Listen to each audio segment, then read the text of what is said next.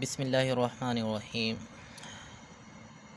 Students, हम बात कर रहे थे सेट्स की। तो आज सेकंड लेक्चर के साथ हमारा टॉपिक है ऑपरेशन ऑन सेट्स। सेट्स के ऊपर ऑपरेशन है। तो सबसे पहला नंबर 1 जो हमारे पास ऑपरेशन है वो है यूनियन ऑफ टू सेट। सबसे पहले देखते हैं कि इसको हम डिफ़ाइन कैसे करते हैं, फिर नेक्स्ट हम कुछ एग्जांपल्स करेंगे और इससे रिलेटेड कुछ क्वेश्चंस को सोल्व करेंगे। तो number 1, union of two sets क्या होता है?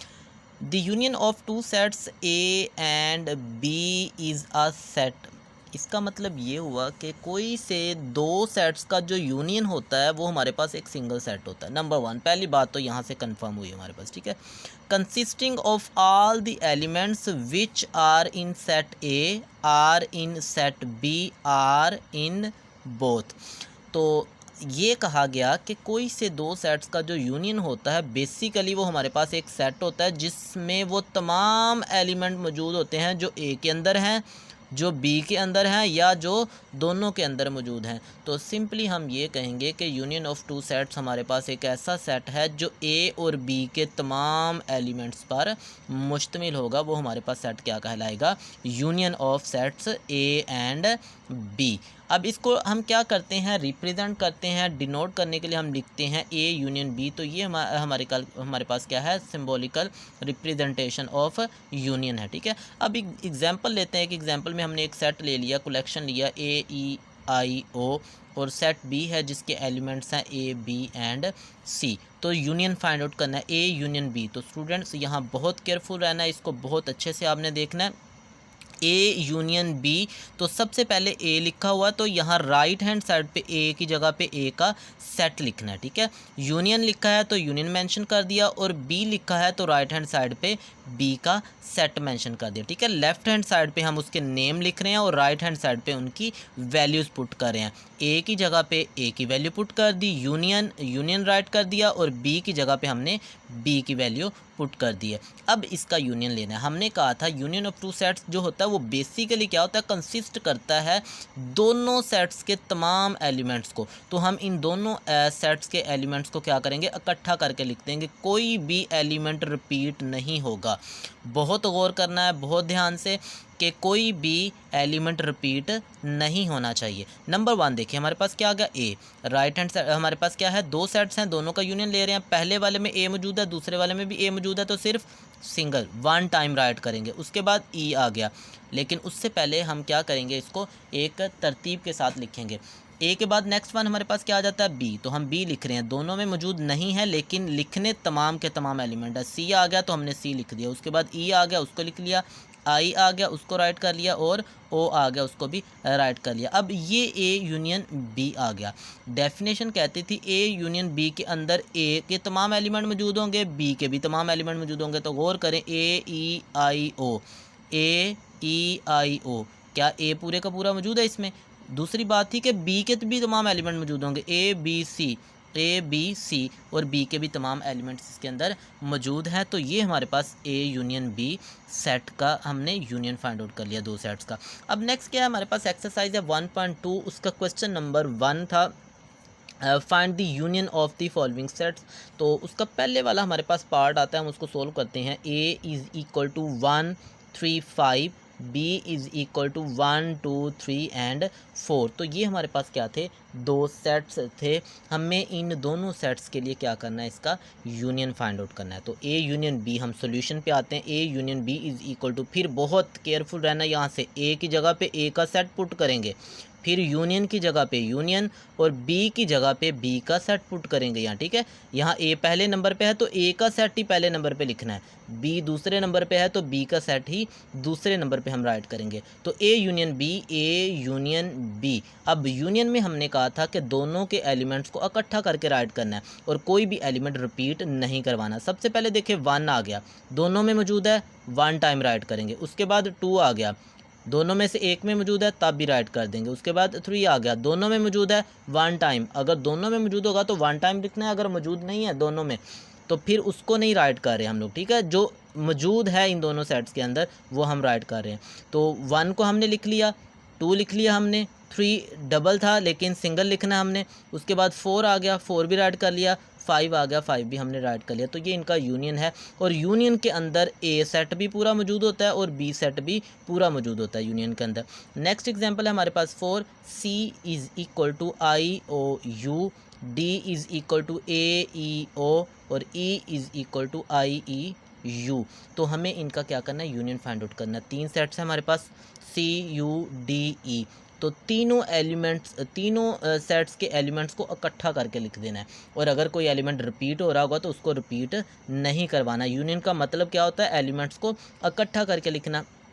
हम तरतीब के साथ लिखेंगे। सबसे पहले ए आ गया, उसके बाद बी नहीं आता, सी नहीं आता, उसके बाद ई आ गया, उसके बाद आई आ गया, ओ आ गया एंड यू आ गया। यहाँ से देखें, पहले वाला सेट सी था, IOU, IOU मौजूद है।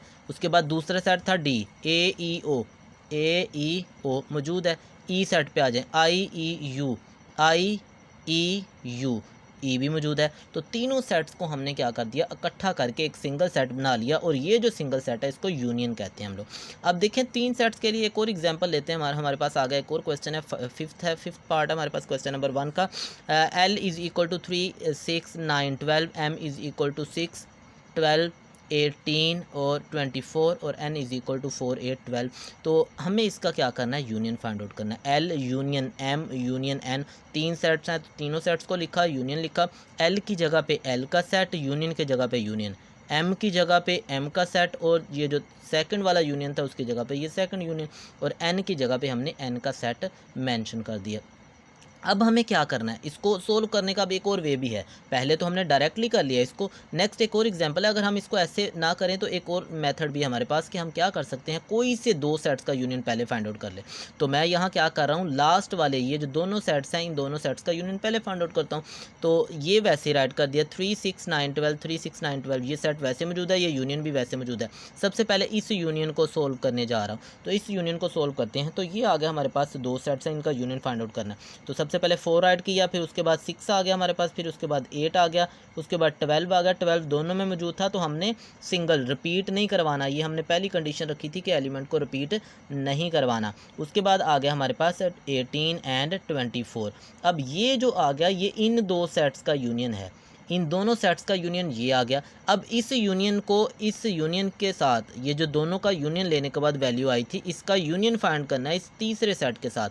तो ये वाला सेट यूनियन, ये वाला सेट, इनका यूनियन फाइंड आउट करते हैं हम लोग। तो यूनियन का मतलब क्या होता है, इनके एलिमेंट्स को इकट्ठा करके लिखना और कोई भी एलिमेंट रिपीट नहीं करवाना। तो यहाँ सबसे पहले हम 3 पुट करते हैं, उसके बाद 4 आ गया हमारे पास, 5 मौजूद नहीं है दोनों सेट्स के अंदर, 6 आ गया, 7 मौजूद नहीं है, 8 लिख लिया, 9 आ गया, 10, 11 नहीं है, 12 आ गया, उसके बाद 18 और 24। कोई भी एलिमेंट हम खुद से नहीं लिखेंगे, हम सिर्फ वो वाले एलिमेंट्स लिखेंगे जो इन सेट्स के अंदर मौजूद होंगे और इन सेट्स के अंदर जो भी एलिमेंट रिपीट हो रहा होगा उसको हमने रिपीट नहीं करवाना, उसको 1 टाइम राइट करना है। तो ये जो कलेक्शन आ गया ये इन L, M और N का यूनियन है हमारे पास। नेक्स्ट स्टूडेंट हमारे पास आ गया सेकंड ऑपरेशन है इंटरसेक्शन ऑफ 2 सेट्स। इंटरसेक्शन है, सबसे पहले इसको डिफाइन करते हैं, फिर इसकी एग्जांपल देखेंगे और इससे रिलेटेड कुछ क्वेश्चन भी देखेंगे। तो intersection of 2 sets, the intersection of 2 sets A and B is a set consisting of all the common elements of set A and B। तो इंटरसेक्शन क्या होता है, कोई से 2 सेट्स का जो इंटरसेक्शन होता है वो उनके कॉमन एलिमेंट्स जो दोनों में मौजूद होंगे सिर्फ उन पर। यूनियन में हमने ये पढ़ा कि उनके तमाम एलिमेंट को इकट्ठा करके एक सिंगल सेट बनाना है तो उसको यूनियन कहते हैं।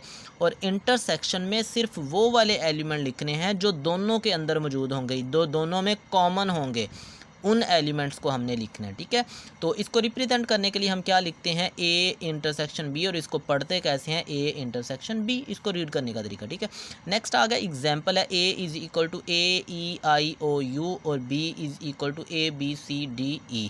तो दोनों सेट्स का इंटरसेक्शन लेना है, A intersection B, right hand side पे A सेट, इंटरसेक्शन की जगह पे इंटरसेक्ट और B की जगह पे B का। तो सिर्फ और सिर्फ वैल्यूज़, जो सैम्बल्स हैं वो हमने लेफ़्ट साइड पे लिखे हैं और जो उनकी वैल्यूज़ हैं वो राइट हैंड साइड पे लिखी हैं।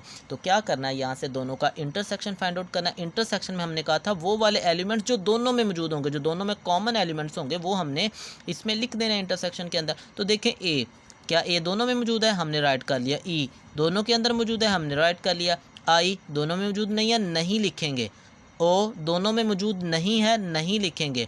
यू दोनों में मौजूद नहीं है, तो इसको भी राइट नहीं करेंगे। तो इंटरसेक्शन के अंदर सिर्फ और सिर्फ वो एलिमेंट लिखने हैं जो दोनों सेट्स के अंदर मौजूद होंगे। इसी तरह हमारे पास क्वेश्चन है एक्सरसाइज 1.2 के अंदर क्वेश्चन नंबर 2 था, find the intersection of the following sets. तो इन सेट्स के लिए हमने क्या करना था, इंटरसेक्शन फाइंड आउट करना था। तो पहले वाला क्वेश्चन का फर्स्ट पार्ट लेते हैं। तो वो आ गया P इज़ इक्वल टू 0 1 2 3 और सेकंड आपके पास Q आ गया -3 -2 -1 और 0। ये एलिमेंट्स है। हम इसका इंटरसेक्शन फाइंड आउट करते हैं। तो P intersection Q is equal to 0 1 2 3 intersection -3 -2 -1 and 0। अब यहाँ से हमें कॉमन एलिमेंट है। स्टूडेंट्स बहुत केयरफुल रहिएगा। यहाँ -3 है, यहाँ -3 है और यहाँ प्लस का 3 है, ये -2 है और ये प्लस का 2 है, ये -1 है और ये प्लस का 1 है। ये कॉमन नहीं है। -3 और प्लस का 3 कॉमन नहीं होते, सेम नंबर्स नहीं है। एक पॉजिटिव नंबर है, एक नेगेटिव नंबर है, दोनों डिफरेंट नंबर्स हैं हमारे पास। तो यहाँ हमें कॉमन देखना है। सबसे पहले 0, दोनों के अंदर 0 मौजूद है, राइट करेंगे। 1 इसमें प्लस का 1 है, इधर माइनस का 1 है, कॉमन नहीं है। 2 माइनस का 2 है, इधर कॉमन नहीं है। प्लस का 3 माइनस का 3 आ रहा है, कॉमन नहीं है। तो सिर्फ एक ही एलिमेंट हमें मिला जो कि 0 था। तो 0 हमारे पास कॉमन एलिमेंट है। तो ये हमारे पास क्या आ गया, इंटरसेक्शन आ गया। किसका इंटरसेक्शन है, P एंड Q का। नेक्स्ट एग्जांपल आगे इसी का थर्ड वाला पार्ट आ गया। A और B की वैल्यूज़ मौजूद हैं। A क्या है 3 6 9 12 15 और B हमारे पास है 5 10 15 और 20। तो हमें A intersection B find out करना है। तो दोनों का इंटरसेक्शन फाइंड आउट करते हैं। सबसे पहले आ गया A इंटरसेक्शन B, तो A की वैल्यू पुट कर दी और इंटरसेक्शन फिर B की वैल्यू पुट कर दी। अब दोनों का इंटरसेक्शन फाइंड आउट करते हैं। इंटरसेक्शन में हमने पढ़ा कि दोनों में जो कॉमन एलिमेंट आएंगे, जो दोनों में मौजूद होंगे, सिर्फ वही एलिमेंट लिखेंगे। 3 दोनों के अंदर मौजूद नहीं है, नहीं राइट करेंगे। 6 दोनों के अंदर मौजूद नहीं है, राइट नहीं करेंगे। उसके बाद 9 A के अंदर मौजूद है बट B के अंदर नहीं है, इसका मतलब दोनों में मौजूद नहीं है, तो नहीं राइट करेंगे। 12 भी दोनों में मौजूद नहीं है, नहीं लिखेंगे। 15 A के अंदर भी मौजूद है, B के अंदर भी मौजूद है, तो 15 राइट कर लिया। उसके बाद 20 भी दोनों के अंदर मौजूद नहीं है। तो दोनों में जो कॉमन एलिमेंट थे, सिर्फ एक ही एलिमेंट कॉमन था और वो था 15। तो 15 वाला जो सेट बना हमारे पास, ये हमारे पास सेट क्या कहलाता है, intersection of A and B। और इसी तरह एक और क्वेश्चन हम बात करते हैं इसी पे। X is equal to ALM, Y is equal to ISLAM और Z is equal to LION। तो ये हमारे पास क्या आ गया, 3 सेट्स हैं। हमें इनका इंटरसेक्शन फाइंड आउट करना है। तो इंटरसेक्शन के लिए राइट करते हैं X intersection Y intersection Z। तो स्टूडेंट्स कोई से 2 सेट्स का इंटरसेक्शन हम सबसे पहले फाइंड आउट कर लेंगे, फिर हम उसको थर्ड वन के साथ सोल्व कर लेते हैं। तो पहले हम क्या करते हैं, ये जो लास्ट वाले 2 सेट्स हैं, इन दोनों सेट्स का हम क्या करते हैं, इंटरसेक्शन फाइंड आउट कर लेते हैं। तो ये वाला सेट वैसे का वैसे हमने लिख लिया, इंटरसेक्शन का सैम्बल वैसे लिख लिया। इन दोनों का ये वाला जो इंटरसेक्शन था, इस इंटरसेक्शन को हम क्या करते हैं, सबसे पहले सोल्व करते हैं। तो देखें, I दोनों के अंदर मौजूद है, हमने राइट कर लिया। L दोनों के अंदर मौजूद था, वो भी हमने राइट कर लिया। S नहीं मौजूद, A नहीं आ रहा, M नहीं आ रहा, तो इन तीनों को हमने छोड़ दिया। सिर्फ I और L, दोनों सेट्स के अंदर I और L मौजूद था, I और L हमने राइट कर लिया। अब इस सेट का और इस सेट का इंटरसेक्शन लेना है, क्योंकि यहाँ भी हमारे पास एक इंटरसेक्शन मौजूद है। अब इन दोनों में कॉमन एलिमेंट देखें, A दोनों के अंदर मौजूद है, नहीं आ रहा, इसका मतलब A को भी हम छोड़ देंगे। L दोनों के अंदर मौजूद है, L राइट कर लेंगे। M दोनों के अंदर मौजूद नहीं है, तो इसको भी हम क्या करेंगे, छोड़ देंगे। सिर्फ एक ही एलिमेंट हमें कॉमन मिला और वो क्या है, L। और इस तरह हमने क्या किया, X intersection Y intersection Z, ये तीनों सेट्स का हमने इंटरसेक्शन फाइंड आउट कर लिया है।